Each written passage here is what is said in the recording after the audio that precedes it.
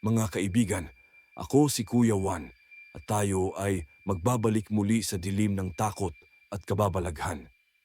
Sa gabing ito, may isang kwento ako para sa inyo. Isang kwentong magpapaalala sa atin na kung minsan, ang mas nakakatakot ay hindi ang mga nakikita natin, kundi ang katotohanang ayaw nating tanggapin. Ang kwentong ito ay ibinahahagi sa atin ni Amy, isang 21 taong gulang na mag-aaral sa kolehiyo.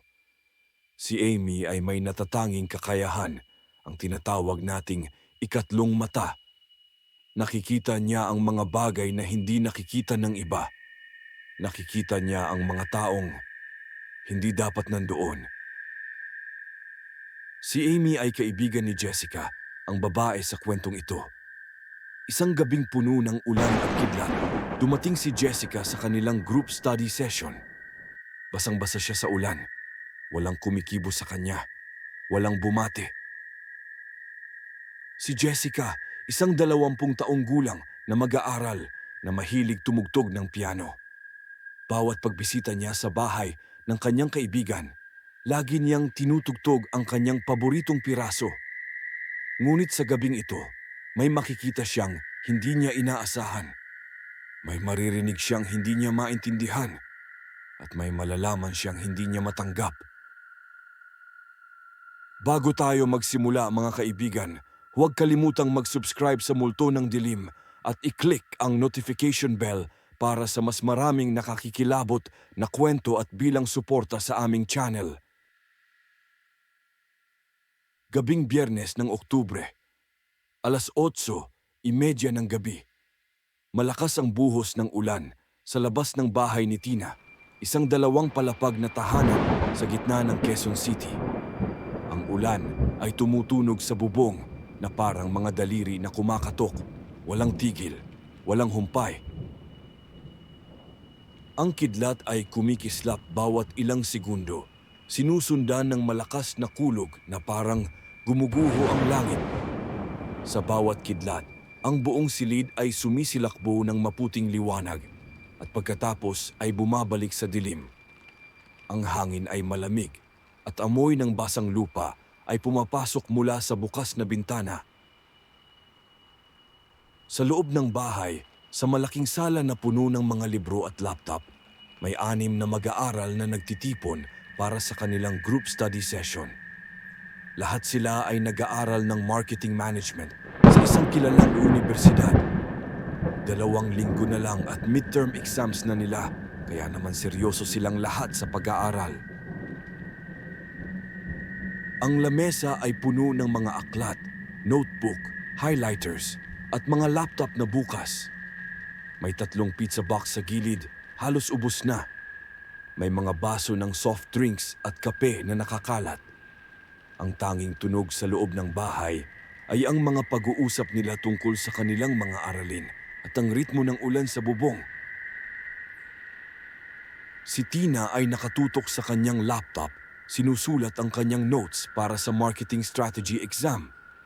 Ang iba ay nag-uusap tungkol sa calculus. Ang iba naman ay nagbabasa ng kanilang business ethics textbook. Lahat ay abala. Lahat ay konsentrado. Ang atmosfera ay tahimik pero produktibo. Ngunit may isang miyembro ng grupo na hindi pa dumarating. Si Jessica, kaibigan nilang lahat, ang babaeng mahilig tumugtog ng piano, ang babaeng laging may ngiti sa mukha. Hinihintay pa nila siya, pero wala silang alam kung ano ang tunay na nangyayari sa kanya ngayong gabing ito. Mga 8:45 nang biglang bumukas ang pinto ng bahay. Walang kumatok, walang tumunog na doorbell. Ang pinto lang ay dahan-dahang bumukas, parang hinila ng hangin. Ang malamig na simoy mula sa labas ay pumasok, kasama ang amoy ng ulan at basang semento. Pumasok si Jessica, basang-basa sa ulan. Ang kanyang buhok ay dumikit sa kanyang mukha. Ang mga strand ay nakakapit sa kanyang pisngi at noo. Ang kanyang t-shirt at maong pants ay basa at dumikit sa kanyang katawan. Humihingal siya. Parang tumakbo siya mula sa malayong lugar. Parang tumakas siya sa isang bagay. Tumigil siya sa loob ng pinto, nakatingin sa sala. Ang tubig ay tumutulo mula sa kanyang damit, bumubuo ng maliit na puddle sa sahig. Ang kanyang mga paa ay basa din, ang kanyang sapatos ay umaagos pa ng tubig. Tumingin siya sa kanyang mga kaibigan, umaasang may makakita sa kanya, umaasang may babati. Nakita niya ang kanyang mga kaibigan, lahat ay abala sa pag-aaral. Si Tina ay nakatutok sa kanyang laptop.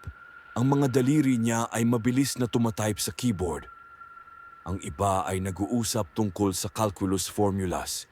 Ang kanilang mga boses ay tahimik pero puno ng konsentrasyon. Walang nakatingin sa kanya. Walang bumate. Walang nagsabi ng kahit ano. Hinintay ni Jessica na mapansin siya ng kahit sino. 1 minuto, 2 minuto. Naghihintay siya, nakatingin sa kanila, hinihintay ang simpleng, "Hi Jessica." O, "Nandito ka na pala." Ngunit wala. Patuloy lang ang kanilang pag-aaral. Patuloy ang kanilang pag-uusap. Para bang hindi siya nandoon. Para bang hindi siya nakikita ng kahit sino. Ang puso ni Jessica ay nagsimulang kabahan. Bakit walang nakikita sa kanya? Bakit walang bumate? Alam niyang late na siya, pero hindi naman sila galit sa kanya, di ba? Hindi naman nila siya ini-ignore ng sadya, di ba? Siguro abala lang talaga sila sa pag-aaral. Oo, yun siguro ang dahilan. Abala lang sila. Ngunit may isang tao na napansin siya. Si Amy, ang kanyang matalik na kaibigan mula pa noong high school. Nang tumingin si Amy sa direksyon ng pinto, biglang napahinto siya. Ang kanyang mukha ay namutla. Ang kulay ay nawala mula sa kanyang pisngi. Ang kanyang mga mata ay lumaki sa gulat, parang nakakita ng imposible. Nakatingin si Amy ng diretso kay Jessica. Hindi kumukurap, hindi gumagalaw. Tinitigan lang niya si Jessica na parang nakakita ng multo. Hindi, imposible yon. Ang kanyang mga labi ay nag-aatubiling gumalaw, parang may gustong sabihin pero hindi niya alam kung paano. Ang kanyang mga kamay ay nanginginig habang hawak ang ballpen. Ngumiti si Jessica at kumaway kay Amy, sana makakuha ng kahit anong reaksyon. Ngunit si Amy ay hindi ngumiti pabalik, hindi kumaway. Tinitigan lang niya si Jessica. Ang kanyang mga mata ay puno ng emosyon na hindi maunawaan ni Jessica. Takot, lungkot, awa. Bakit naman siya kakaawaan? Nag-isip si Jessica. Bakit ganyan ang tingin ni Amy sa akin? Bakit parang nagulat na nagulat siya? Bakit parang nakakita siya ng kakaibang bagay? Ngunit hindi niya masyadong pinag-isipan.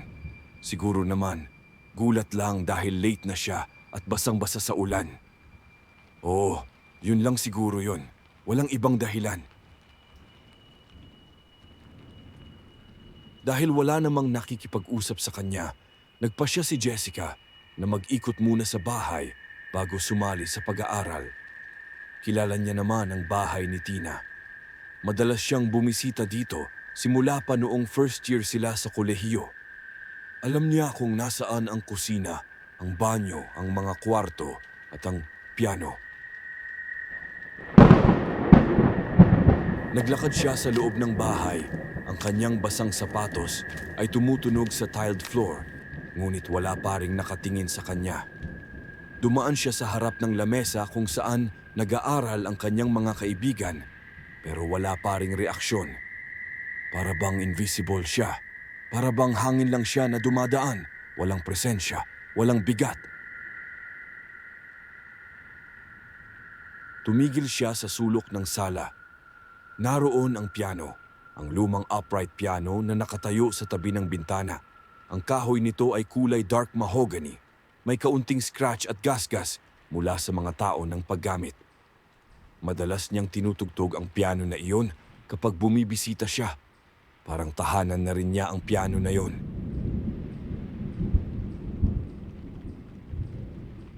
May paborito siyang piraso, isang klasikal na komposisyon ni Chopin na natutuhan niya noong high school pa siya. Nocturne in E-flat major, Op. Dirk 9 No. 2. Ang paboritong piraso ng kanyang yumaong lola, ang lola na nagturo sa kanya kung paano tumugtog. Bawat nota ng piraso na yun ay puno ng alaala. Lumapit si Jessica sa piano. Hinawakan niya ang malamig na ibabaw nito. Ang lamig ay sumalad sa kanyang balat. Ang mga tekla ay kumikintab sa ilaw ng sala, puti at itim na mga tekla na naghihintay na may mag-presses sa kanila. Gusto niyang tumugtog. Gusto niyang marinig muli ang musika na lagi niyang tinutugtog. Ang musika na nagpapaalala sa kanya ng kanyang lola. Tumingin si Jessica kay Tina. Siguro kailangan niyang humingi ng pahintulot muna. Ayaw naman niyang maging bastos at tumugtog ng walang paalam. Kahit pakilala niya ang bahay at close sila ni Tina, dapat may respeto pa rin. Dapat humingi pa rin ng pahintulot. Yun ang itinuro sa kanya ng kanyang mga magulang. Tina, pwede ba akong tumugtog ng piano? Gusto ko lang tumugtog ng isang piraso, yung paborito ko. Sandali lang. Ngunit hindi sumagot si Tina. Patuloy lang ang kanyang pagtingin sa laptop. Ang kanyang mga mata ay nakatuon sa screen. Ang reflection ng monitor ay kumikislap sa kanyang salamin. Para bang hindi narinig si Jessica. Para bang walang nagsalita. Para bang ang boses ni Jessica ay hindi umabot sa kanyang tainga. Parang absorb ng hangin. Tumingin ulit si Jessica kay Amy. At nandyan pa rin siya, nakatingin sa kanya mula sa kabilang side ng lamesa. Tumango si Amy ng dahan-dahan, isang maliit na tango. Parang ayaw niyang makita ng iba. Walang ngiti sa kanyang mukha. Walang salita mula sa kanyang bibig. Tango lang. Simpleng tango na puno ng lungkot.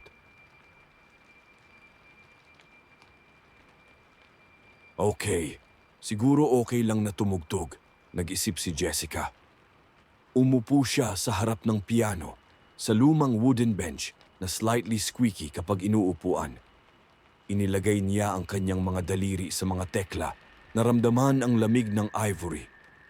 Huminga siya ng malalim at nagsimula siyang tumugtog.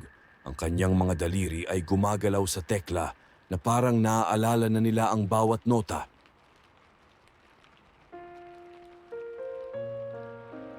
Ang musika ay umagos sa buong bahay.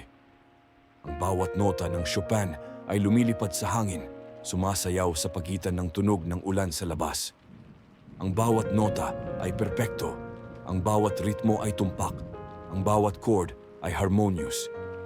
Ito ang paboritong piraso ni Jessica. Ang piraso na kabisado na niya.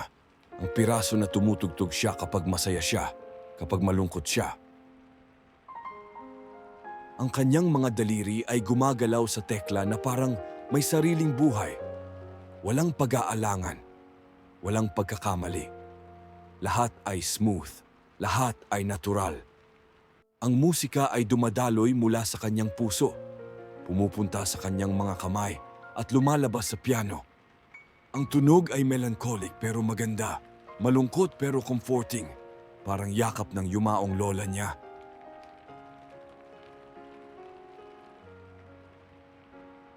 Habang tumutugtog siya, nakatingin siya sa kanyang mga kaibigan. Sana mapansin nila siya ngayon. Sana marinig nila ang magandang tugtog niya. Sana sabihin nila ng, "Ang ganda ng tugtog mo, Jessica. Ang husay mo talaga." Sana makita nila ang effort niya, ang emosyon na inilalagay niya sa bawat nota. Sana makita nila siya.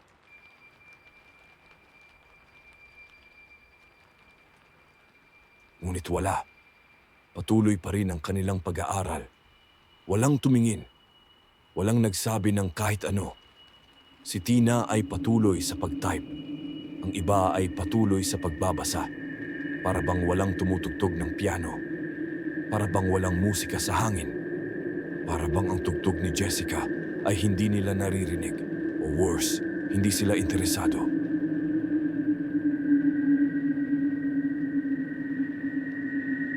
Maliban kay Amy, si Amy pa rin ay nakatingin sa kanya.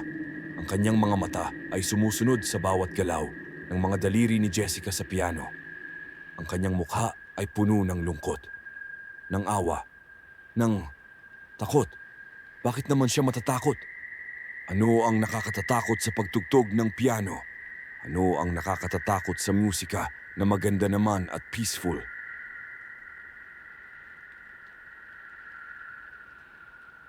Natapos ang tugtog. Ang huling nota ay tumunog sa dilim.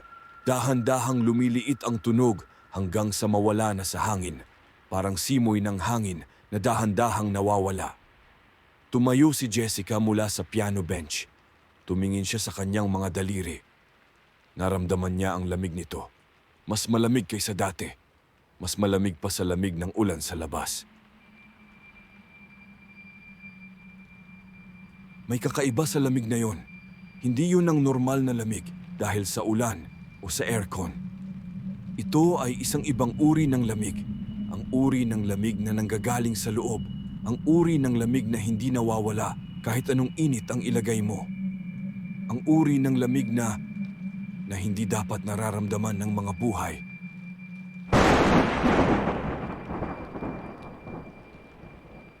Ilang minuto pagkatapos ng kanyang pagtugtog, naramdaman ni Jessica na kailangan niyang umihi. Lumapit siya kay Tina ulit. Umaasang ngayon ay maririnig na siya. Umaasang ngayon ay mapapansin na siya ng kanyang kaibigan. Umaasang ngayon ay may magsasabi ng kahit na, "Oo, Jessica, go ahead. Gamitin mo ang banyo."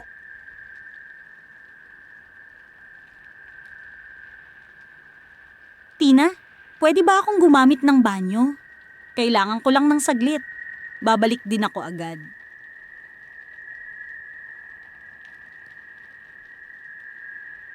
Wala ulit. Walang sagot. Walang tingin.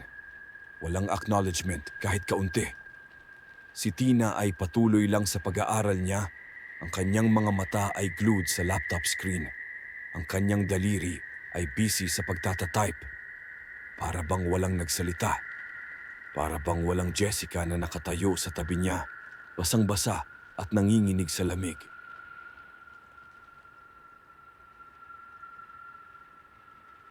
Napabuntong hininga si Jessica. Okay lang.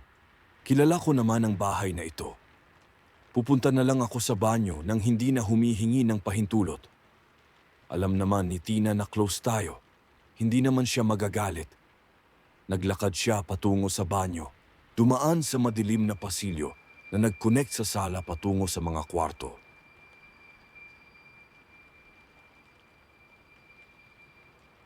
Ang pasilyo ay mas madilim kaysa sala. Ang ilaw ay mahina, parang flickering ang fluorescent bulb. Ang dingding ay puno ng mga picture frames, mga litrato ng pamilya ni Tina, mga childhood photos, graduation pictures. Ang mga litrato ay nakatingin kay Jessica habang dumadaan siya. Ang kanilang mga mata ay parang sumusunod sa kanya.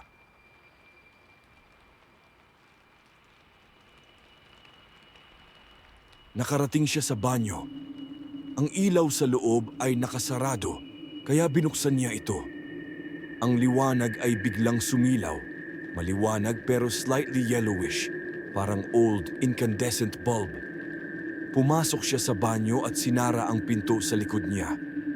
Ang salamin sa loob ay may konting fog, parang may humidity sa loob kahit walang nag-shower.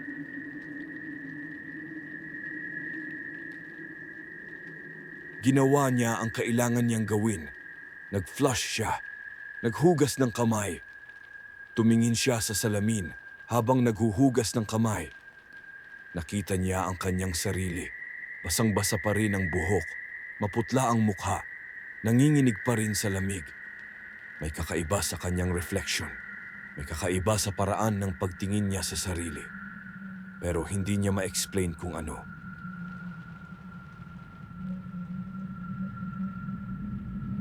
At habang nandoon siya sa harap ng salamin, habang pinapahid niya ang kanyang basang kamay sa towel, nakarinig siya ng tunog mula sa labas. Tunog ng piano. May tumutugtog ng piano. At ang tugtog ay napaka-pamilyar. Napaka-pamilyar na halos imposible na hindi niya makikilala. Ito ay ang kanyang paboritong piraso.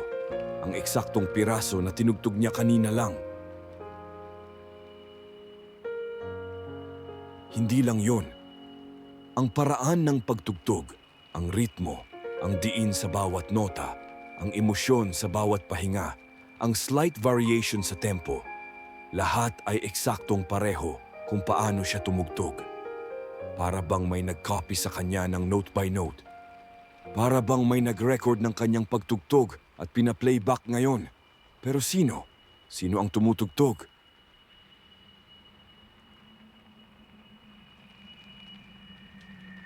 Bumilis ang tibok ng puso ni Jessica. Ang kanyang hininga ay naging mabilis, mababaw. Sino ang tumutugtog? Sino ang nakakaalam kung paano tugtugin ang kanyang paboritong piraso ng ganoon ka-eksakto? Sino ang nakakintindi ng bawat nuance, bawat emotion, bawat subtle detail na inilalagay niya sa kanyang pagtugtog? Sino ang nakaka-copy ng kanyang style ng perpekto?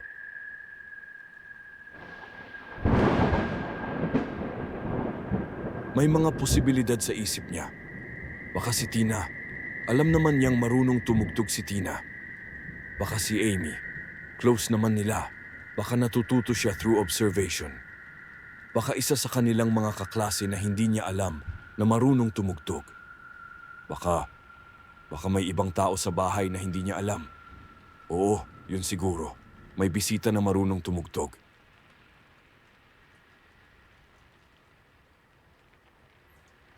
Dali-dali niyang binuksan ang pinto ng banyo. Tumakbo siya pabalik sa sala. Ang kanyang basang sapatos ay tumutunog sa floor.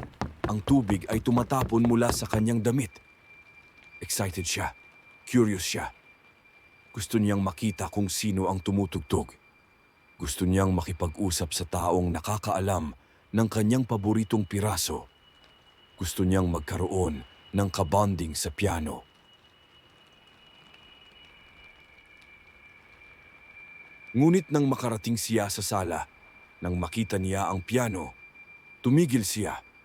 Ang kanyang mga paa ay parang nag-freeze sa floor. Namutla ang kanyang mukha. Ang kanyang mga kamay ay nanginig. Ang kanyang hininga ay naging mahirap. Ang kanyang puso ay parang tumigil sa pagtibok. Imposible. Imposible ang nakikita niya. Hindi pwedeng totoo ito.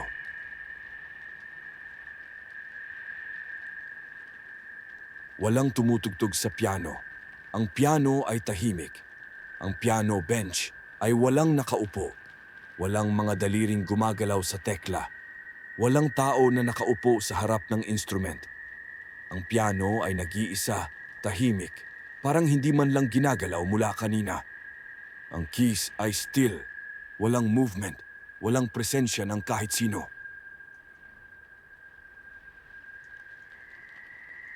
Tumingin si Jessica sa kanyang mga kaibigan. Lahat sila ay nag-aaral pa rin sa lamesa. Walang gumalaw, walang tumayo, walang lumapit sa piano. Lahat ay nakaupo sa kanilang mga upuan. Lahat ay abala sa kanilang mga libro at laptop. Wala ni isa sa kanila ang lumapit sa piano.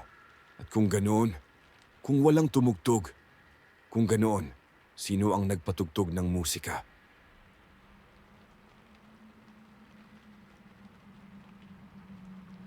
Nagsimulang lumaki ang takot sa dibdib ni Jessica. Ang takot na yon ay parang mababaw na umpisa, tapos dahan-dahang lumalaki, hanggang sa punuin ang buong dibdib niya. Ito ay hindi normal. Hindi ito normal na experience. Kailangan niyang magtanong. Kailangan niyang malaman ang katotohanan. Kailangan niyang makakuha ng explanation mula sa kahit sino.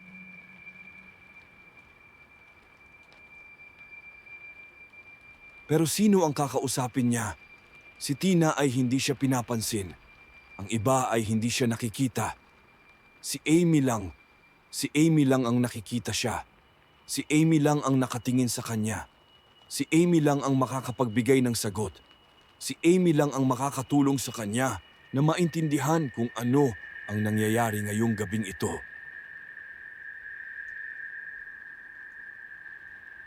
Nagsimulang maglakad si Jessica patungo sa kanyang mga kaibigan, specifically patungo kay Amy.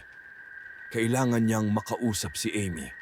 Kailangan niyang makuha ang atensyon ni Amy at magtanong kung ano ang nangyayari. Pero bago pa siya makalapit, bago pa siya makarating sa lamesa, may nagsalita sa likuran niya. Ang boses ay tahimik pero clear, parang whisper pero maririnig. Jessica.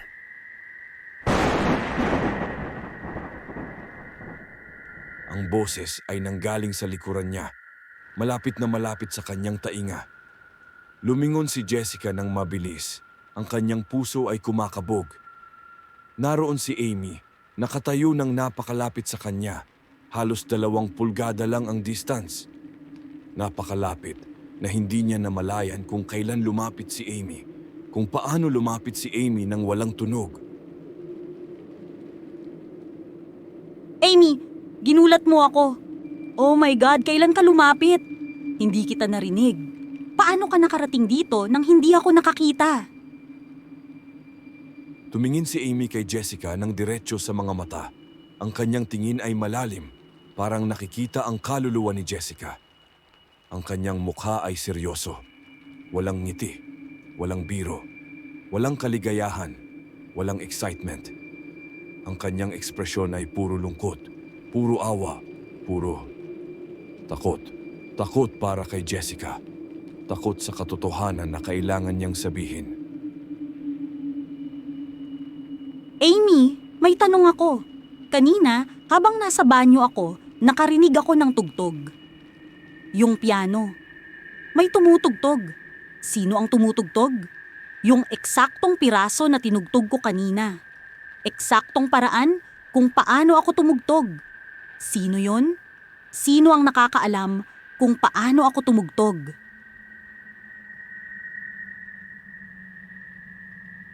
Bumuntong hininga si Amy ng napakalalim. Parang may bigat na daladala niya sa kanyang balikat. Parang may sikreto na ayaw niyang sabihin ngunit kailangan. Parang may katotohanan na alam niyang sasaktan si Jessica ngunit hindi niya mapipigilan. Ang kanyang mga mata ay nag-wander. Ayaw tumingin kay Jessica ng diretsyo. Parang nahihiya. Jessica, ikaw ang laging tumutugtog ng piano. Ikaw ang tumutugtog kanina at ikaw pa rin ang tumutugtog habang nasa banyo ka. Hindi, Amy. Nasa banyo ako. Imposibleng tumugtog ako kung nasa banyo ako. Hindi ako pwedeng nasa 2 lugar sa same time. Hindi mo naiintindihan, Jessica. Tuwing may group study kami dito sa bahay ni Tina, ikaw ang laging tumutugtog ng piano. Lagi. Bawat Biyernes, bawat session, ang parehong piraso, ang parehong paraan, ang parehong oras, parang ritual mo na, parang parte na ng routine mo na. Napakurap si Jessica. Hindi niya naiintindihan ang sinasabi ni Amy. Paanong lagi siyang tumutugtog? Ngayon lang siya dumating ngayong gabi. Ngayong lang siya pumasok sa bahay. 1 beses lang siyang tumugtog kanina. Paanong pwedeng lagi siyang tumutugtog? Paanong pwedeng routine na niya ito? Hindi niya maintindihan. Hindi niya ma-process ang information. Sa gitna ng kanilang pag-uusap, sa gitna ng tension sa pagitan ni Jessica at Amy, biglang tumunog ang cellphone ni Tina. Ang ringtone ay malakas, nakakagulat sa katahimikan ng sala. Ang tunog ay parang sumasalakay sa atmosphere, breaking the concentration ng lahat. Kinuha ni Tina ang kanyang cellphone mula sa lamesa at tumingin sa screen. Unknown number. Sino kaya ang tumatawag ngayong oras na ito?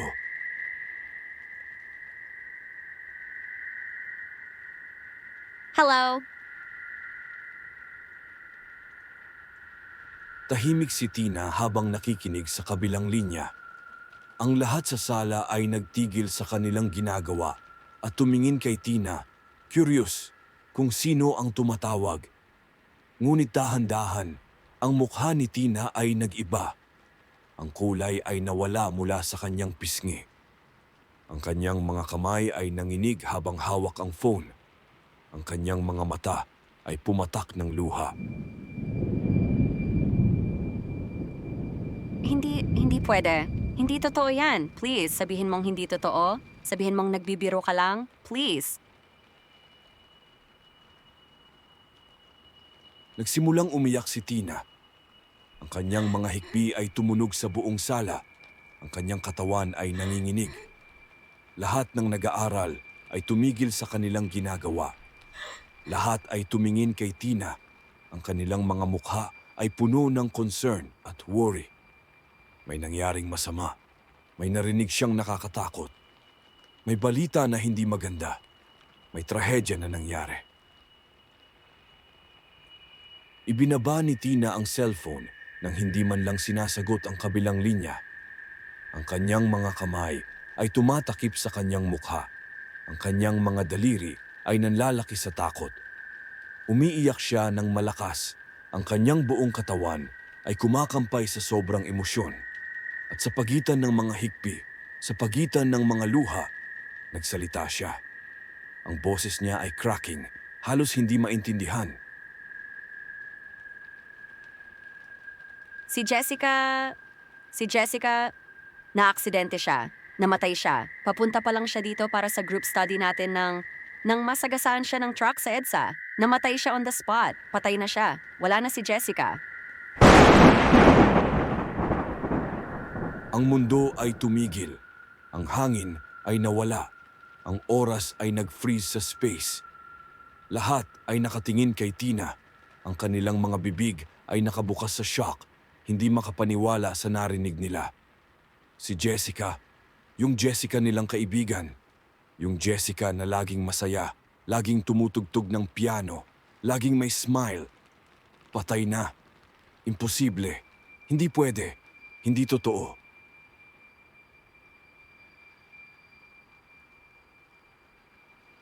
Si Jessica ay nakatayo sa tabi ni Amy. Nakarinig siya ng lahat. Narinig niya ang sinabi ni Tina. Narinig niya ang pangalan niya. Narinig niya ang salitang naaksidente. Narinig niya ang salitang namatay. Narinig niya ang salitang patay na siya. Ang mga salitang yun ay umuulit-ulit sa kanyang isip. Parang alingaw-ngaw na walang tigil.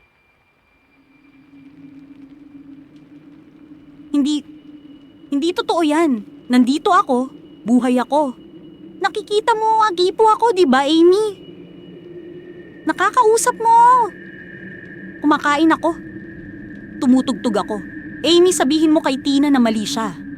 Sabihin mo sa kanila na nandito ako. Pakiusap, Amy. Sabihin mo sa kanila.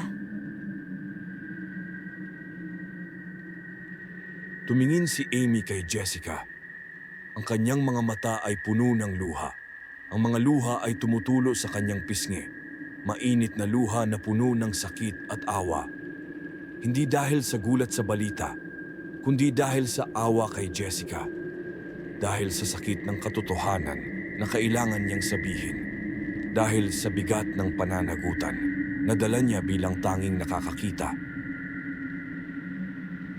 Jessica, totoo ang sinabi ni Tina. Ikaw ay namatay na. Naaksidente ka kanina mga 8:30 p.m. Hindi ka nakarating dito sa bahay ni Tina. Hindi ka umabot sa aming sesyon ng pag-aaral. Ikaw ay espiritu na lang ngayon. Ikaw ay kaluluwa na lang. Ano? Hindi nandito ako. Nakikita mo ako. Nakakausap mo ako. Hawak mo ako, di ba? Totoo ako. Buhay ako. Sinubukan ni Jessica na hawakan ang braso ni Amy. Pero ang kanyang kamay ay dumaan lang sa braso ni Amy. Parang hangin, parang usok. Walang matigas na paghawak, walang init, walang hugis. Tumigil si Jessica. Tiningin siya sa kanyang mga kamay. Malinaw na parang tubig, parang tubig, parang abo, parang wala na. Oo, nakikita kita. Dahil may ikatlong mata ako, Jessica. Nakikita ko ang mga espiritu, nakikita ko ang mga kaluluwa. Nakikita ko ang mga taong na hindi na parte ng mundo ng mga buhay. Pero sila, turo niya sa mga kaklase, hindi ka nila nakikita. Dahil wala silang ikatlong mata. Dahil karaniwang tao lang sila. Dahil ikaw ay espiritu na. Huminto ang mundo para kay Jessica. Ang mga salita ni Amy ay parang kutsilyo na tumusok sa kanyang puso.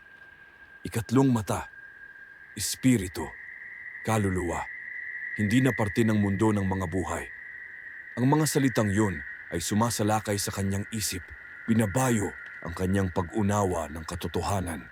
Hindi pwede, hindi totoo, panaginip lang ito, bangungot lang ito, magigising din siya. Nung pumasok ka kanina, ako lang ang nakakita sa'yo. Kaya ako nagulat. Kaya ako natahimik. Dahil nakita kita pero alam kong hindi ka na dapat nandito. Alam kong ikaw ay kaluluwa na lang. Alam kong patay ka na. Pero hindi ko alam kung paano sasabihin sa'yo. Hindi ko alam kung paano ipapaliwanag ang katotohanang ayaw mong tanggapin. Hindi ako patay. Naalala ko na sumasakay ako ng jeep mula sa school. Bumababa ako sa EDSA, tumatawid ako sa kalsada, at saka,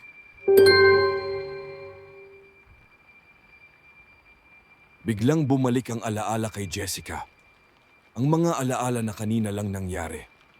Ang ilaw, ang matinding ilaw na pumupunta sa kanya. Ang malakas na busina ng truck. Ang tunog ng preno na sumusigaw sa gabi. Ang sakit, ang napakasakit na kirot sa buong katawan. Ang dilim, ang biglaang dilim na kumain sa lahat. At pagkatapos, wala na, walang laman, walang alaala. Hanggang sa nakarating siya sa bahay ni Tina.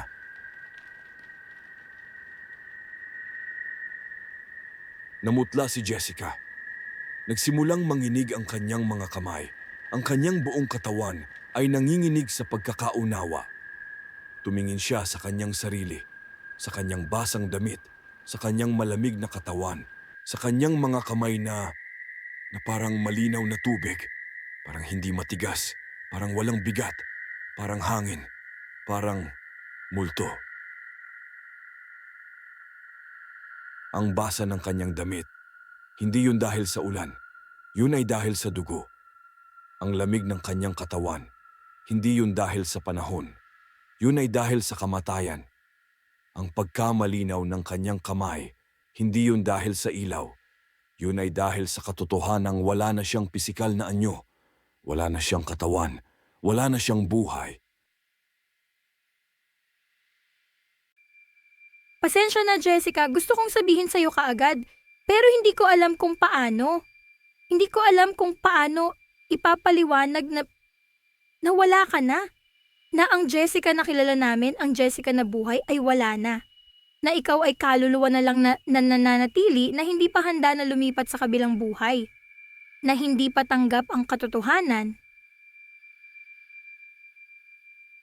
Umupo si Jessica sa sahig, o dapat sabihin, ang kanyang espiritu ay bumaba sa antas ng sahig.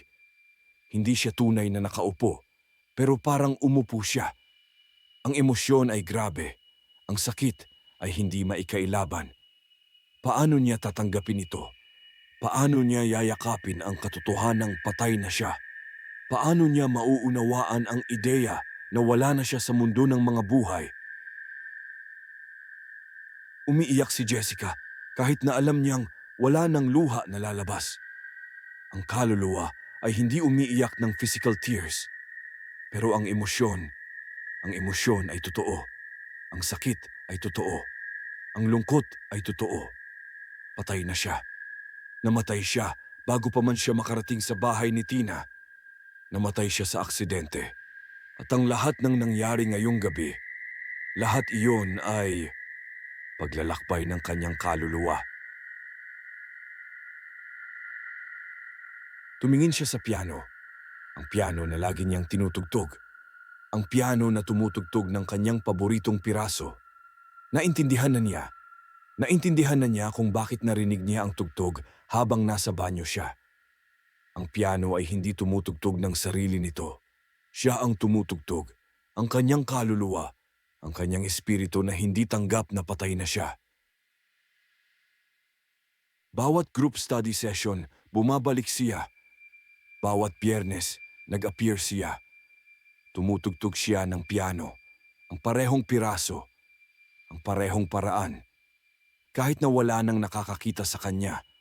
Kahit na wala nang nakikinig. Patuloy siyang bumabalik. Patuloy siyang tumutugtog.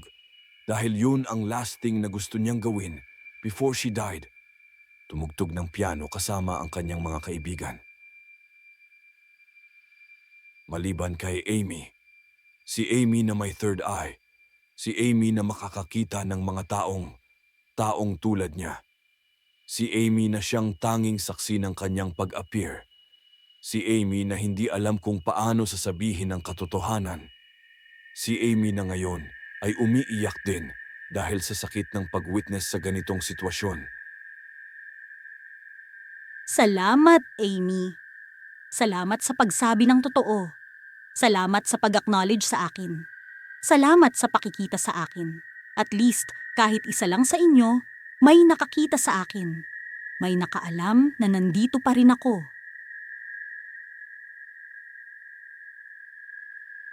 Ngumiti si Amy kahit na umiiyak siya. Ang kanyang ngiti ay puno ng lungkot pero puno rin ng pagmamahal. Mahal niya si Jessica. Mahal niya ang kanyang kaibigan. At kahit nakaluluwa na lang si Jessica, ang pagmamahal na yon ay hindi nagbabago. Ang friendship na yon ay hindi nawawala kahit na ang isa ay nasa ibang mundo na. Mahal ka namin, Jessica. Palagi kang magiging parte ng grupo natin. Palagi kang magiging kaibigan namin. Kahit na wala ka na physically, nandito ka pa rin sa puso namin. Ang alaala mo ay hindi mawawala. Ang impact mo sa buhay namin ay hindi mababago.